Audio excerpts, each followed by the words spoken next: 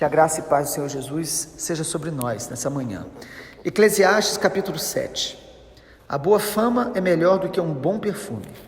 O dia da morte é melhor do que o dia do nascimento.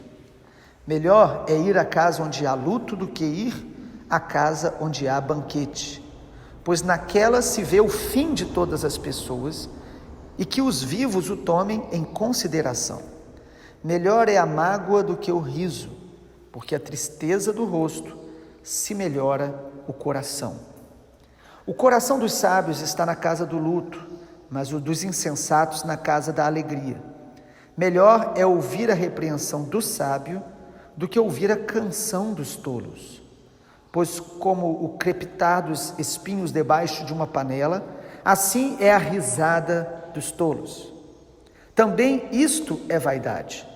Certamente a opressão faz o sábio um tolo, e o suborno corrompe o coração. Melhor é o fim das coisas do que o seu princípio. A paciência é melhor do que a arrogância. Não se apresse em ficar irado, porque a ira se abriga no íntimo dos tolos.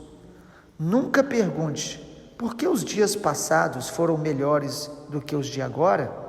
Pois não é sábio fazer essa pergunta. Boa é a sabedoria. Havendo herança, ela é proveitosa para os que veem o sol. A sabedoria protege do mesmo modo que o dinheiro, mas a vantagem da sabedoria é que ela dá vida a quem a possui.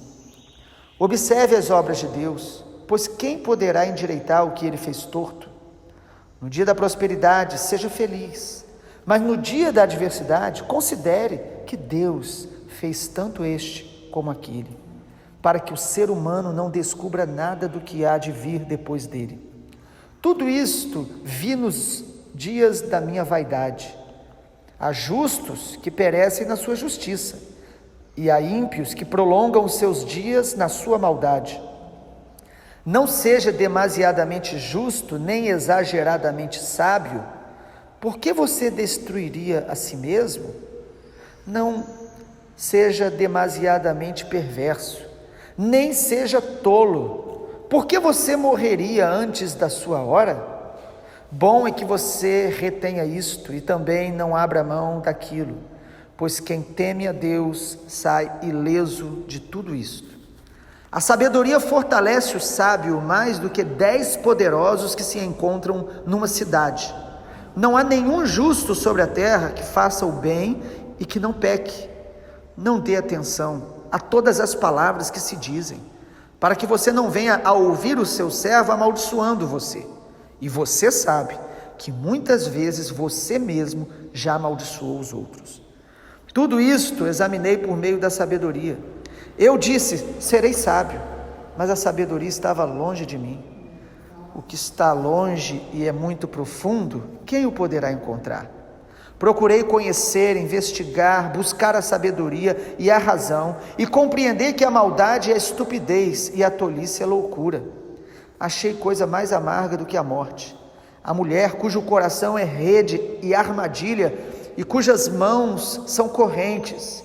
Quem agrada a Deus fugirá dela, mas o pecador virá a ser seu prisioneiro. Eis o que descobri, diz o pregador, conferindo uma coisa com outra, para a respeito delas formar o meu juízo. Juízo que ainda procuro e não encontrei. Entre 1000 homens achei um como esperava, mas entre tantas mulheres não achei nem sequer uma. O que descobri é tão somente isto, que Deus fez o ser humano reto, mas ele se meteu em muitos problemas. Nós temos olhado para Eclesiastes e meditado no propósito da vida. Nós precisamos realmente entender pelo Espírito Santo e pela palavra de Deus o verdadeiro propósito da vida, para que a gente viva uma vida plena, satisfatória, cumpra a vontade de Deus, alcance promessas de Deus. A vida foi nos dada pelo Senhor para vivermos intensamente para Ele, com propósito. O capítulo 7, assim como a maioria dos capítulos, vai tratar do tema sabedoria, mas eu quero de maneira específica falar sobre a sabedoria para aprender com os dilemas da vida. Irmãos, a vida, ela é repleta de coisas maravilhosas, coisas boas, grandes experiências que nos alegram, mas há muitos dilemas, há muitas contradições na vida, e o sábio, ele vai aprender com as contradições. Ele não vai se tornar tolo, arrogante, amargo, confuso, porque se nós não buscarmos a sabedoria de Deus, nós não vamos aprender com situações difíceis que a vida nos apresenta. E olhando para o capítulo 7, então, irmãos, nós percebemos aqui que os dilemas e os sofrimentos da vida, eles precisam ser enfrentados e vencidos com a sabedoria de Deus.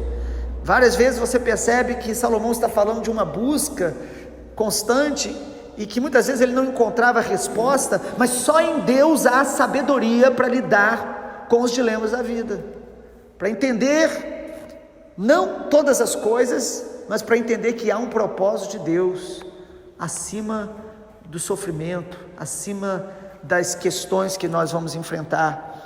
É a sabedoria de Deus que faz com que, diante do sofrimento, a nossa fé não apenas vença, mas a nossa fé cresça diante dos sofrimentos, diante das dificuldades, diante dos dilemas da vida. E com a sabedoria de Deus, o que nós podemos aprender com os dilemas da vida? Em primeiro lugar, nós aprendemos a valorizar mais a nossa boa reputação do que uma vida de aparência. Versículo 1, é muito interessante a maneira que o Senhor coloca: a boa fama, ou seja, a nossa reputação, é melhor do que um bom perfume. A comparação aqui não é de você ter o seu nome conhecido ou reconhecido de maneira enganosa, mas aqui está falando do seu nome, a sua reputação refletir o seu caráter. Então a melhor coisa que nós podemos buscar, a sabedoria de Deus nos ensina a viver, é ter uma reputação que seja fruto de um caráter aprovado. Quando as pessoas nos reconhecem como servos de Deus, como homens de bem, o texto está falando, é melhor então nós temos esta boa fama, fruto do caráter, uma boa fama verdadeira, do que um bom perfume. A comparação aqui é dessa questão que o perfume traz, né? Tão bom você sentir o cheiro de um bom perfume, mas às vezes é algo passageiro, é algo apenas de aparência, é algo transitório. Ou seja, é melhor você ter um caráter aprovado do que às vezes ser reconhecido por algo que você não é. Você viver apenas de aparência, investir apenas no que é externo, apenas naquilo que as pessoas veem. Então, o texto nos mostra que a sabedoria de Deus, ela nos faz valorizar mais o caráter do que a aparência. Em segundo lugar, para a gente enfrentar os dilemas da vida e aprender com eles, a sabedoria de Deus nos ensina a aprender sempre quando estamos diante da dor e do sofrimento. Irmãos, a dor e o sofrimento, elas são realidades, não são apenas possibilidades. Você e eu já enfrentamos e vamos enfrentar muitos dilemas que vão nos fazer sofrer. Mas perceba, do versículo 1 até o versículo 10, as comparações que Deus traz para nós, é que diante da dor, diante do luto, diante da mágoa, diante de uma repreensão, Deus quer nos ensinar, Deus quer nos aprimorar, Deus quer nos aperfeiçoar, mas nós só vamos experimentar isso se nós formos sábios. O sábio aprende sempre, com tudo e com todos, até com o tolo o sábio pode aprender, observando para não repetir os seus erros. O texto está falando então, irmãos, que é melhor ir na casa onde há luto, versículo 2. Isso não é uma visão pessimista de alguém que não gosta de se alegrar na vida. O que ele está dizendo é que quando você está num lugar onde as pessoas estão chorando a partida de alguém, a morte, é um momento que você pode aprender muito, refletir muito acerca da sua vida, mais às vezes do que numa grande festa, onde está todo mundo alegre e os pensamentos estão muito voltados para o que a gente sente, para o que a gente recebe das pessoas. Os sentimentos, a alegria, são para ser vivenciados também. Mas nós não podemos desprezar o dia mau, o luto, a dor. Às vezes a dor dos outros podem ser grandes ensinamentos para nós. Então a sabedoria para lidar com os dilemas da vida nos faz aprender sempre com a dor e com o sofrimento. O texto fala no versículo 3, é melhor a mágoa do que o riso, porque com a tristeza do rosto se melhora o coração. É aquela capacidade que Deus nos dá de aprender no momento de tristeza, até quando nós somos feridos por alguém, nós somos decepcionados por alguém. Então você pode tirar boas lições para aprender a amar, a ser mais paciente, a aprender a depender mais da graça de Deus para te curar, para te restaurar, para que você possa sair desta dor melhor do que antes. Só com a sabedoria do alto de Deus é que nós podemos tudo isso, irmãos, enfrentar esses dilemas, O texto fala, inclusive, de pessoas boas que têm a sua vida interrompida, às vezes de maneira tão rápida. E o texto fala de pessoas más que prolongam os seus dias. Diante dessa realidade, se não buscarmos a sabedoria de Deus, nós podemos nos tornar pessoas adoecidas na alma, pessoas amargas, pessoas tolas, que o tempo passa, mas regride emocionalmente, espiritualmente. Quantas pessoas que não estão aprendendo diante dos momentos difíceis que nesse ano as nações estão enfrentando. Irmãos, as dores e sofrimentos são grandes oportunidades para que a gente possa crescer em maturidade, em sabedoria, em amor, em compaixão. Inclusive a repreensão, no versículo de número 7, diz: a opressão faz do sábio um tolo.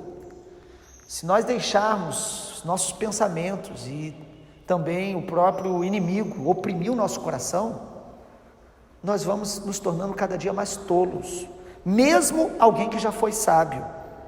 O versículo número 5 diz: melhor é ouvir a repreensão do sábio do que a canção dos tolos.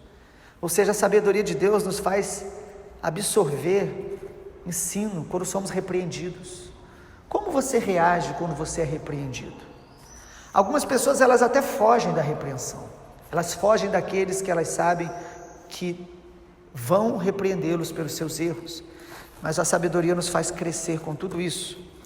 Em terceiro lugar, irmãos, para a gente enfrentar os dilemas da vida com sabedoria, nós também precisamos aprender a perseverar e concluir bem aquilo que nós começamos.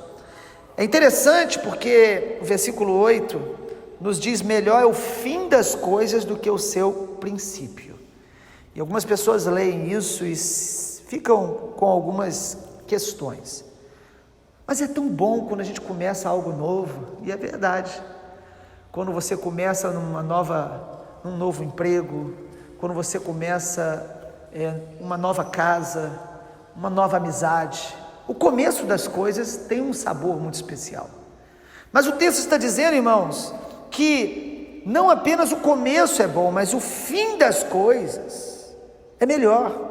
Por que é melhor? O texto está dizendo sobre nós perseverarmos na vida e concluirmos projetos que nós começamos. Quantas coisas que a gente começa e termina mal, ou deixa sem uma conclusão, finalização adequada. Então os começos são importantes, mas o texto nos dá conta que terminar bem é melhor. Quantas pessoas começaram bem e terminaram mal? Em todas as áreas da nossa vida, nós vamos precisar de perseverança, nós vamos precisar de aperfeiçoamento, de avaliação, nós vamos precisar ser humildes para corrigir os nossos desvios da rota que o Senhor tem traçado para nós. Então o fim das coisas é melhor no sentido de finalização, de conclusão, de terminar bem. E para isso, irmãos, para a gente terminar bem, nós precisamos aprender a perseverar, nós precisamos aprender a vencer aquilo que vai tentando nos contaminar no meio do caminho, sentimentos que vão tentando nos contaminar. O texto fala sobre vencer a ira. Quantas pessoas estão sendo destruídas pela sua ira? Alimentar a ira é tolice. O versículo de número 9: não se apresse em ficar irado, porque a ira se abriga no íntimo dos tolos. Muito parecido com o que o apóstolo Tiago nos diz em sua carta, que nós devemos ser tardios para falar, tardios para se irar, prontos para ouvir. Então, se nós queremos concluir bem os projetos que nós temos recebido da parte do Senhor, nós precisamos dessa sabedoria para não alimentar a ira, a impaciência. Ainda há algo importante para que a gente possa prosseguir bem na nossa caminhada: não ser perfeccionista. É interessante o versículo 16: não seja demasiadamente justo, nem exageradamente sábio, porque você destruiria a si mesmo.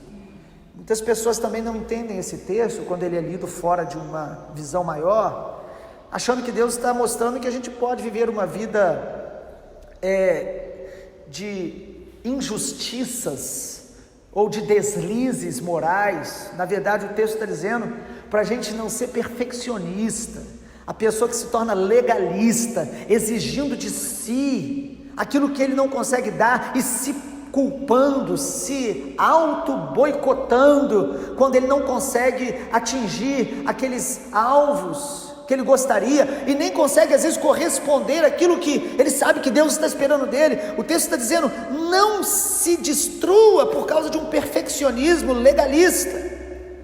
Nós precisamos entender que nós temos fraquezas. Olha o versículo 20: não há nenhum justo sobre a terra que faça o bem e que não peque. O que está em Romanos 3:23, que o Senhor, através do apóstolo Paulo, fala, quando o Senhor revela o Evangelho, Ele revela inicialmente a nossa natureza pecaminosa. Nós somos pecadores da nossa natureza, mas há uma graça de Deus para a gente experimentar o perdão de Deus, para que a gente possa crescer, se aperfeiçoar, se santificar, mas nunca achando que nós somos pessoas que não erram, justas, com justiça própria. A nossa justiça é a justiça de Jesus, da graça de Deus, do sangue da aliança que está sobre nós. Ou seja, se nós queremos concluir bem a nossa vida, a nossa caminhada, se nós queremos chegar ao fim da nossa jornada cristã, realmente fazendo a vontade de Deus, nós precisamos vencer esses inimigos do caminho, esses dilemas do caminho, de lidar com as nossas fraquezas, de lidar com a fraqueza dos outros. No versículo de número 21, diz: não dê atenção a todas as palavras que se dizem. Às vezes nós começamos a ser minuciosos em observar as pessoas, em saber o que elas falam, e isso vai trazendo sobre nós palavras que nos ferem. O texto está dizendo: não seja assim, porque você vai ouvir o seu servo amaldiçoando você. Você vai perceber na fala e na atitude de pessoas coisas que vão te atingir, te ferir, porque nós somos falhos, e não só as pessoas, mas o versículo 22 diz: você sabe que você muitas vezes já amaldiçoou os outros. Ou seja, olhe para você com o olhar da graça de Deus, porque assim você também vai olhar para os outros com a graça de Deus. Isso é sabedoria de Deus. Isso faz com que a gente olhe para os dilemas da vida e cresça e tenha a plenitude de Deus e conclua bem aquilo que nós estamos começando ou já começamos em Deus. E em último lugar, irmãos, para que a gente possa enfrentar a vida e os dilemas com a sabedoria de Deus, nós precisamos aprender a fugir da sedução e dos conflitos desnecessários. Irmãos, quanto a Bíblia nos fala sobre a sedução. O versículo de número 26 diz: achei coisa mais amarga do que a morte, a mulher cujo coração é rede e armadilha, cujas mãos são correntes. Quem agrada a Deus fugirá dela.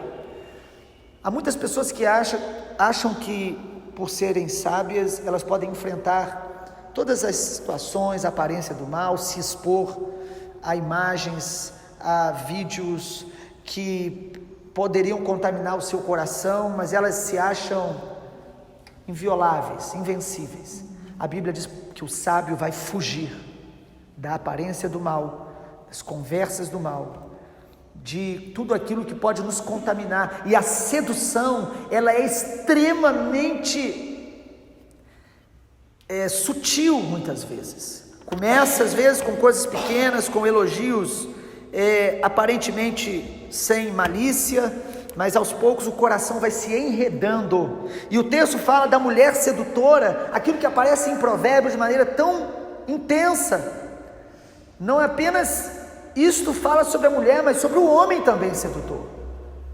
Nós precisamos fugir, irmãos, de tudo aquilo que nos afasta da pureza, da santidade, dos relacionamentos puros, da comunhão dos filhos de Deus. E o texto diz: fuja da sedução, porque isso destrói, isso mata, isso cega a pessoa. Fuja, porque senão você vai se tornar seu prisioneiro. A pessoa fica cega, aprisionada e perde a sua comunhão com Deus. Mas não apenas fugir da sedução, mas fugir também de conflitos desnecessários. O versículo 29, o que descobri é tão somente isso, que Deus fez o ser humano reto, mas ele se meteu em muitos problemas. Irmãos, Deus nos fez para uma vida simples, mas nós muitas vezes complicamos. Há muitos problemas que nós mesmos criamos, nós mesmos nos envolvemos neles. Nós precisamos decidir quais as guerras que valem a pena a gente guerrear. Nós devemos decidir aquilo que nós devemos enfrentar em nome do Senhor, para a glória de Deus, e aquilo que nós não devemos nos envolver. O texto é muito claro sobre isso, e até mesmo a palavra de Deus diz que há coisas que estão tortas e vão permanecer assim, ou seja, há pessoas e situações que nós não vamos mudar, que só o Senhor pode mudar. E se ficarmos amargos e tentando mudar com a nossa própria força, nos tornaremos tolos e não sábios. Que a graça de Deus possa nos abençoar nessa manhã e que a sabedoria de Deus seja renovada sobre nós para lidar com os dilemas da vida, com os dilemas da nossa própria alma. Pai, nós oramos nessa manhã te agradecendo pelo alimento da palavra e pedimos ao Senhor que nos dê dessa sabedoria.